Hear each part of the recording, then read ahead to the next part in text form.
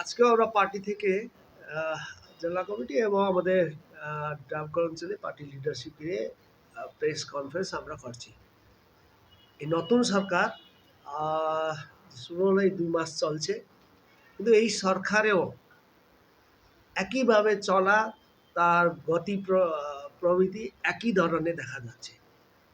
শুধু ফ্ল্যাগটা পরিবর্তন হলো, ট্র্যাক এবং ফ্ল্যাগ।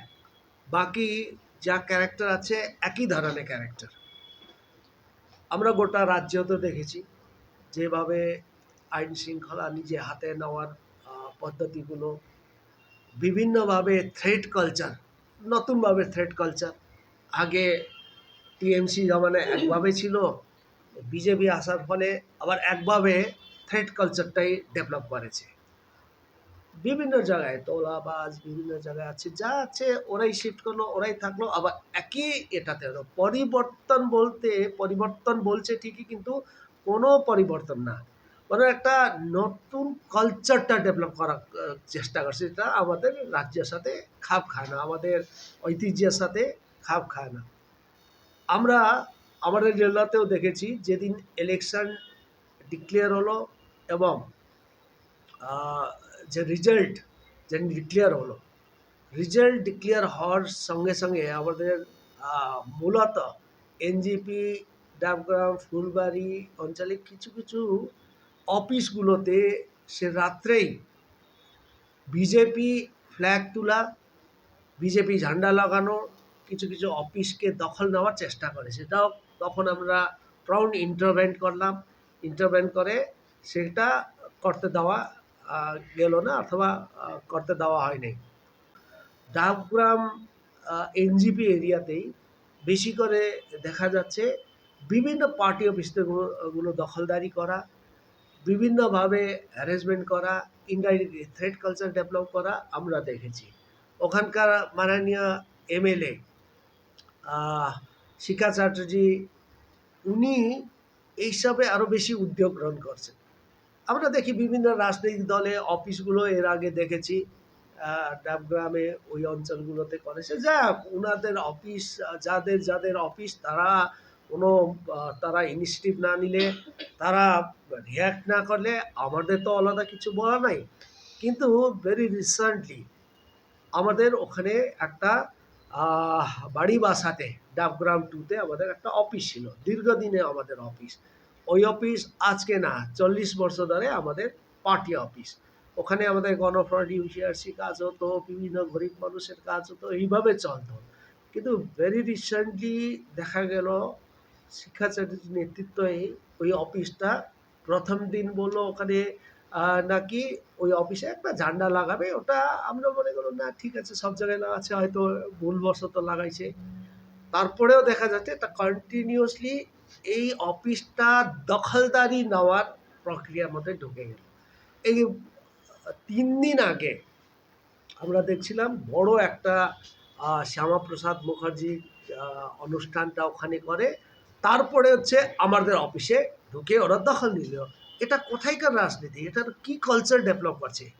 আজকে কোনো রাজনৈতিক দলে অফিস দখল করে, ওই অফিসে দখলদারি একই তো হলো, একই চলছে। তাহলে আমরা জেলা কমিটি এটাকে আমরা কনডেম করছি।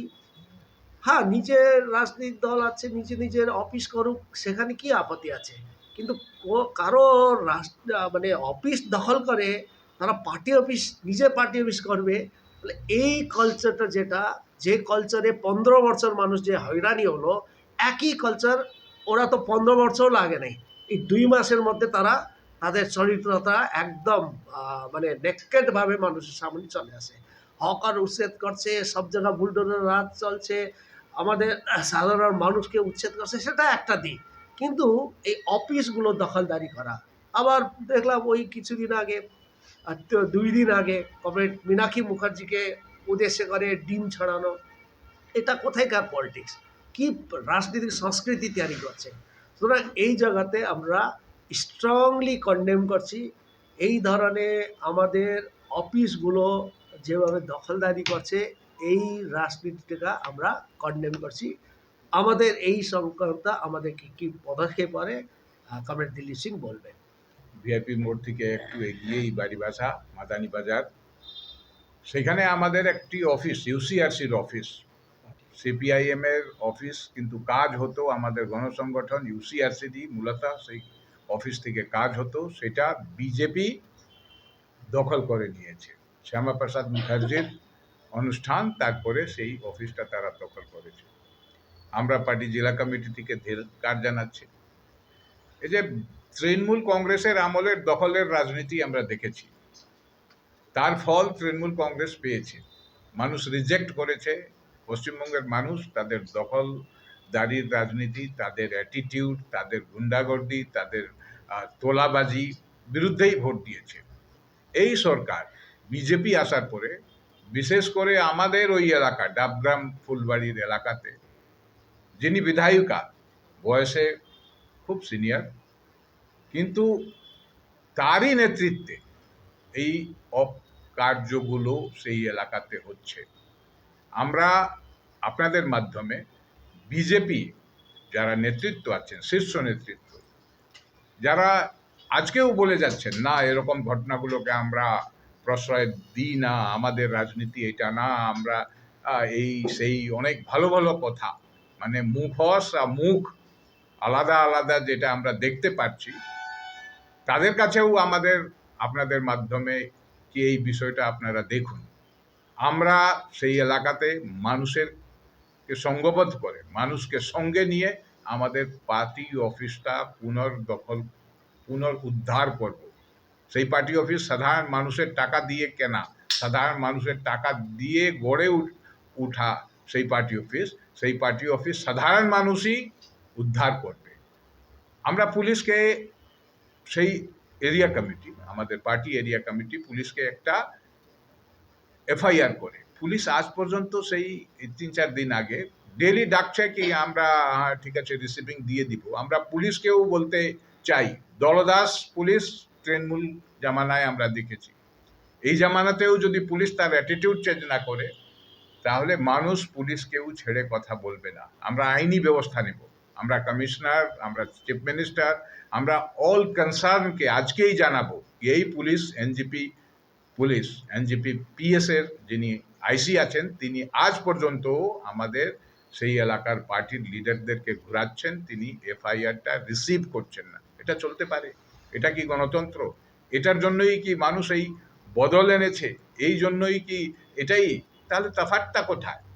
তৃণমূল কংগ্রেসও পার্টি অফিস দখল করেছিল, এরাও পার্টি অফিস দখল করছে, কিন্তু মানুষ, ডাবগ্রাম এলাকার মানুষ মেনে নেবে না। আমাদের রাজ্যে অন্য জায়গাগুলোতে কিন্তু পার্টি অফিস দখল সেভাবে বিজেপি করেনি।